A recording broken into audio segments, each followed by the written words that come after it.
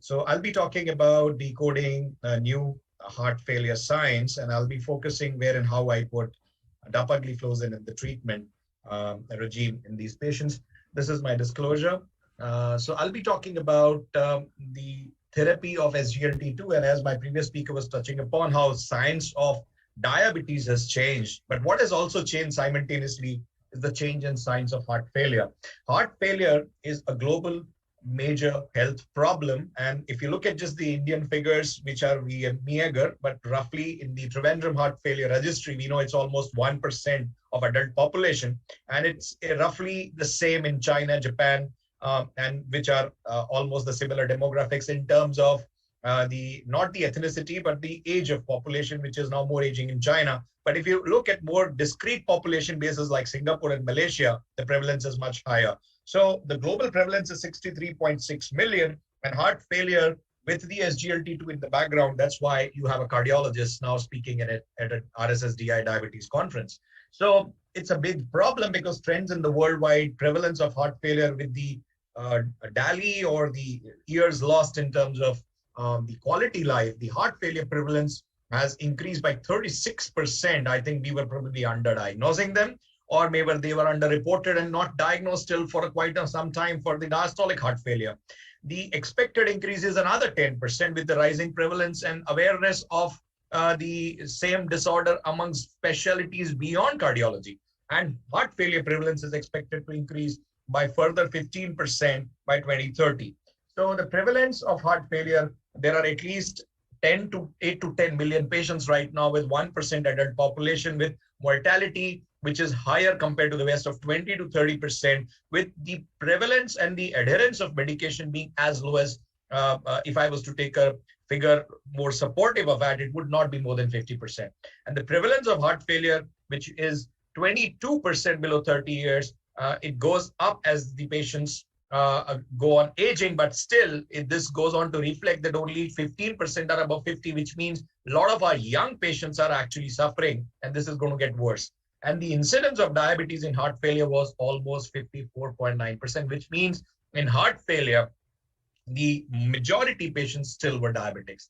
So heart failure patients are at very high risk of sudden death. 9 out of 10 patients are actually asymptomatic. And nearly 1/3 of the patients of heart failure with reduced ejection fraction are at high risk of hospitalization for CV death, including those who appear so-called stable heart failure. So when we look at these subgroup of patients, each heart failure hospitalization will further increase the risk of mortality, which means after one heart failure hospitalization, the median survival was 2.6 years, but which goes down if the second hospitalization takes place to 1.8, then 1.5, 1.3, and then of course the death ensues. So repeated hospitalization is a predictor of bad outcome, and it cut down on the median survival expected or anticipated for these patients. The residual risk of death and heart failure remains following the usage of therapy as a big a gap that further needs to be filled upon. Even if you look at the paradigm HF, which talked about ARNI therapies in these patients, and it showed that adding this therapy amounted to adding 2 years of life to these patients from a median survival of 2 years to 5 years. Despite adding ARNI, there was a huge residual gap with cumulative probability exceeding almost nearly 3% at the end of 4 to 5 years. So despite these are on the optimal therapies that you've thought of, and that's why the important role emerged for SGLT2. And then there used to be times when, I would be walking into diabetology forum and arguing that SGLT2s belong probably as much to cardiologists as to diabetologists. Now, I think probably this debate would be turned around, and sometimes in future, I hope we don't have to debate that it's actually a diabetes molecule which has been hijacked by cardiologists. So there are a number of potential mechanisms why we talk about this cardiovascular therapy whose glycosuric effect and anti-diabetic properties probably were discovered first as the elephant in the room, and somebody caught hold of the trunk and thought that was purely an anti-diabetic drug. But not only it does reduce preload and afterload and call as volume reduction, but it also improves myocardial energetics, and the cardiac remodeling with improved contractility and benefit in the symptoms are an icing on top of the cake. So SGLT2 inhibitors have emerged in the heart failure with reduced ejection fraction. The first SGLT2 which was approved, including in our own country, And it's now available in more than 40 countries as an approved therapy for reduced ejection fraction. And the trial was, of course, DAPA-HF, which looked at the first heart failure outcome study for the SGLT2 in chronic heart failure, whether the patients had diabetes or not. So some people say you had this trial tilted because it had a lot of diabetes patients, but as I showed you in the Indian registry also, 56% patients are actually diabetic. So to have a different separately 50% plus patients with diabetes was pretty much important aspect of this trial. So this included patients who were symptomatic with reduced ejection fraction class 2 to 4 for more than 2 months with EF less than 40%, EGFR more than 30, and stable on heart failure reduced ejection fraction with elevated NT-proBNP with or without diabetes, randomized to either dapagliflozin 10 milligrams or the standard care with just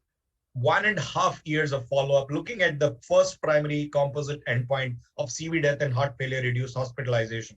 Secondary endpoints were not only the two were separately looked out, but also they looked at the quality life questionnaire by KCCQ, Kansas City questionnaire from the baseline to 8 months, not 18 months. And they also looked at the end of this visit. And also they looked at the renal outcomes, which I believe the subsequent speaker will also touch upon. So the landmark DAPA-HF actually had a median age, which is very much falling like what our patients are.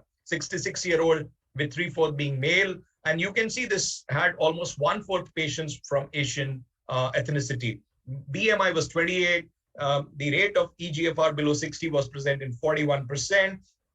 Majority patients were class 2. And you had substantial 33% patients in class 3, with even 1% amounting to class 4, with mean EF of 31%, with median NT-proBNP in the range of 1428 to 1446. 45% were diabetic, 47% had past history of hospitalization, and more than 1/3 were already having atrial fibrillation. Now, the key baseline parameters were pretty much matched when you look at the placebo versus control arm, and patient population was hence reflective of what we see in our daily practices, with including those patients with the majority being non-diabetic, 55% with EGFR more than 30 in most of the patients. So the outcomes were, again, as you can see, the curve started diverging pretty early, and you can see them very significantly emerging, which I will touch upon as to how early you can anticipate the results. But at the end of the study, you had 26% relative risk reduction with an absolute reduction nearly 5%. Very rarely you find therapies where you find 5% absolute risk reduction, amounting to net number to treat being just 21. So you give 21 patients of heart failure this therapy, and you are done with praying to God that you saved one life or one hospitalization by prescribing to 20 patients this therapy. So risk reduction were again greatest in patients with history of heart failure, especially within last 1 year. If you look at the patients who were not having those hospitalization, there the reduction was 2%, but as the number of hospitalizations went up, the benefits were even more dramatic and more significant. The benefit when you look at, when you plot all the events in placebo arm versus the therapeutic arm, the statistically significant value arrives within first 28 days, which means this therapy, if you give for a month, you are done with preventing an event rate, and the hazards ratio goes to half, which is 0.51. So this is another analysis which was published by Sebastian et al. And they found out that the benefits are pretty much significant as early as 1 month of therapy. You cannot think about any other therapy in cardiology which could bring about such small number of patients, bringing down event rates so early, so significant. Individual components, when you compare, whether you look at CV death, that also is statistically significant and reduced by 18 relative risk reduction, 18%, and heart failure hospitalization by 30%. If you look at the all-cause death, even that is reduced by 17%. Again, that is also statistically significant. And I think there is nothing more that matters than life. If you can prevent, a therapy can prevent death from irrespective what mode the patient is dying, I think that therapy has to come as the first line of therapy ahead of many other therapies which you can contemplate in these group of patients. So heart failure reduced ejection fraction, people previously wondered, was it because of the diabetes management? It wasn't the case. Even if the patients did not have diabetes, actually the results were equally dramatic and significant, with absolute reduction of 4.5%, which is like 27% relative risk reduction in non-diabetic versus 25% relative risk reduction in diabetic subgroup. The new onset diabetes is another benefit that you get. So in non-diabetic patients, when you give this therapy, new onset of diabetes is also prevented by 32%. So why not have a therapy that will prevent another anti-diabetic to be introduced later on in these subgroup of patients? So post-hoc analysis also looked at arrhythmic mode of death, and it found out that the ventricular arrhythmias were 33%, resuscitated cardiac arrest was 3%, and sudden death was 64%, with primary outcome of 6.6%. So the composite of this was also reduced by 21%. So as I said, I mean, if you look at the CV mode of death, or you look at sudden death, or you look at the resuscitated deaths, or you look at ventricular arrhythmia, all are significantly reduced. Even if we look at the quality life questionnaire, which looked upon the symptom frequency, severity, functional assessment, social limitation, or quality life, these were also significantly improved. Whether you look at the total symptom score by 2.8 points, clinical summary score by 2.5 points, and overall summary by 2.3 points, all having clinically significant, statistically significant values. So the quality life from the baseline to the end of therapy at 8 months also, not 18 months. Remember, and the ESC talks about increase in KCCQ-TSS also improving the subgroup with significant improvement in quality life, which is of high clinical value. So few worsening of renal events. Again, I think my next speaker is going to touch that in detail, but overall the number of events was low. Renal composite endpoint is reduced by 29% with dapagliflozin, and that's why it's renoprotective as well.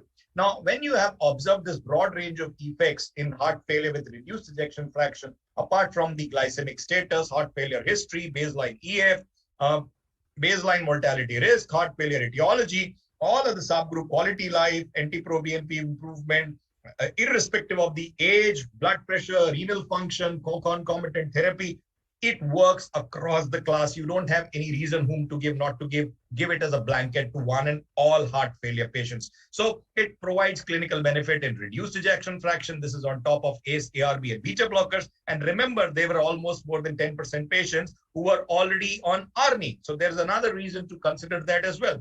There is 34% relative risk reduction when this therapy was combined with ACE, ARB, beta blocker as compared to those where it was not prescribed, compare where it was 18%. What about safety tolerability? This is the very important aspect. No cases of Fourier's gangrene, no amputation increased risk, none of the significant serious AEs, which of course was driven primarily by the mortality reduction, but euglycemic ketosis also was not very different. This goes on to talk about how safe it is, especially in the non-diabetic subgroup as well. The doubling of creatinine in DAPA-HF, the CKD worsening was also by 44% in this study. There is no significant risk increase in terms of adverse events as compared to placebo, and overall serious adverse events were significantly lower because of the heart failure hospitalization and mortality being reduced. Genital infections, UTI, did not have any significant differences, because unless you throw glucose out, that's not going to happen, and that's not the mechanism. That's how it's going to probably work in non-diabetic subgroups. So there is low risk of hypotension, UTI, renal events, or even hyperkalemia. Actually, there are papers to tell us that once the patient is on SGLT2, likelihood of getting hyperkalemia is reduced significantly, and there are papers to talk about it. So when you compare various trials, when you look at the PARADIGM-HF or SHIFT, the all-cause death significantly was reduced only in PARADIGM-HF and DAPA-HF, which is 0.84 and 0.83. And when you look at the heart failure hospitalization, this is very promisingly looking good in DAPA-HF. AMPERE reduced when you compare death per se is not significantly reduced, which was actually the case with DAPA-HF. Now, one can always debate and talk about the trial designs, but that's not the point of discussion today. I think maybe if Dr. Verma would have a question on that, we can probably discuss that. What about current care now? Now, when you look at the event-free survival with comprehensive management versus conventional therapy, with 8.3 or more event-free survival versus conventional therapy in symptomatic heart failure can be achieved. So this is another important subgroup publication in the Lancet recently in 2020, where they talked about how projected median survival in a 55-year-old male actually improved by 8 years when you add these therapies you add 8 years to somebody's life. The traditional heart failure reduced ejection fraction therapies, which talked about ACE, beta blocker, MRA, ARNI, and SGLT2, there is a delay because stepwise approach may take up almost 6 months. So how do you can sequence these therapies early? In India, I say we don't even do these 3 steps. Probably most of the patient would end up with all 3 of them in maybe 2 visits rather than 3 visits, because if you were to call them maybe weekly, probably because of the overburden and the patient's hesitancy, you may not actually be able to achieve that. But it's been proposed by John McMurray's group that in circulation that you can actually go ahead and start with beta blocker and SGLT2 as the first therapy, and then maybe subsequently add an ARNI and MRA. The patient profiling with tailoring is an important aspect. If your heart rate is something that you need to target, maybe to keep choosing an ivabradine, maybe a therapy. But otherwise, all across the spectrum, SGLT2 is going to be an important parameter, irrespective of heart rate, CKD, atrial fibrillation, or even EGFR baselines. So initiating in symptomatic patient across a broad group of heart failure, reduced ejection fraction, early initiation as a part of guideline-directed therapy as early as 1 month to 28 days, you'll get it. And it's very easy to use, 10 milligrams, no titration on top of the standard care. So it can be started once tablet immediately without any titration, used with existing therapies, including diuretics. You need to be cautious. You can actually cut down dose of diuretics in elderly. Use the common CV medications like antiplatelet and statins can be given. And if EGFR is more than 30, that's the reason when you can have, because that's where it's proven, though there have been trials to look at patients with EGFR below it. So the new guidelines also talking in ESC 2021, they talk about adding ACE, ARNI, beta blocker, MRA, and or on top of that, dapagliflozin, empagliflozin ahead of diuretics. So EF is less than 35, QRS is narrow, ICD is more than 35. You don't have to choose any device, but EF is less than 35, QRS is wide. You can choose CRT along with ICD. Canadian guidelines also talk about SGLT2, such as dapagliflozin in patients with reduced ejection fraction below 40% and type 2 diabetes. And now they talk about without diabetes also based on this trial. The consensus report from the American College of Cardiology also talks about addition of this therapy in patients with reduced ejection fraction, improving clinical outcomes, and achieving target or maximally tolerated doses is not necessary before you add an SGLT2. And one should aim at the guideline-directed therapy within 3 to 6 months of diagnosis of heart failure. So the 4 pillars of heart failure is now formed by SGLT2, apart from ARNI, beta blockers, and MRA. Thank you very much. Over to you, Chair. Thank you.